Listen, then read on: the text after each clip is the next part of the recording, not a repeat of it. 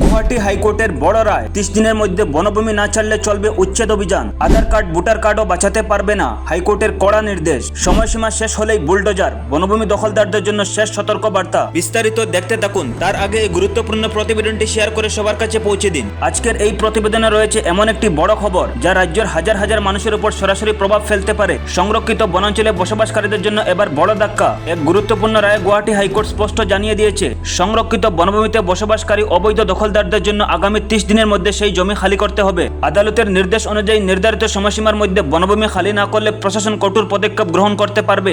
শুধু তাই নয়, উচ্ছেদ অভিযান চালানোর জন্য পুলিশ প্রশাসন, বন বিভাগ এবং রাজ্য সরকারকে প্রয়োজনীয় ব্যবস্থা গ্রহণেরও নির্দেশ দেওয়া হয়েছে। হাইকোর্টের পর্যবেক্ষণে বলা হয়েছে, আধার কার্ড, ভোটার কার্ড, বিদ্যুৎ সংযোগ, রেশন কার্ড কিংবা পঞ্চায়েতের কোনো শংসাপত্র সংরক্ষিত বনাঞ্চলে বসবাসের বৈধ অধিকার প্রদান করে না। অর্থাৎ এসব নথি দেখিয়ে বনভূমির জমিতে থাকার দাবি আইনত গ্রহণযোগ্য হবে না। আদালত আরও স্পষ্ট করে জানিয়েছে, সংরক্ষিত বনাঞ্চলের জমি কোনো ব্যক্তি, সংস্থা বা কর্তৃপক্ষ কাউকে বরাদ্দ বা মালিকানা হিসাবে দেওয়ার ক্ষমতা রাখে না। বনভূমি রক্ষা করা এবং দখলমুক্ত করা সরকারের সাংবিধানিক দায়িত্ব বলেও মন্তব্য করেছে আদালত। তবে যারা বর্তমানে ওই এলাকায় বসবাস করছেন তাদের ঘরবাড়ি, আসবাবপত্র ও অন্যান্য সম্পত্তি সরিয়ে নেওয়ার জন্য 30 দিনের সময়সীমা দেওয়া হয়েছে।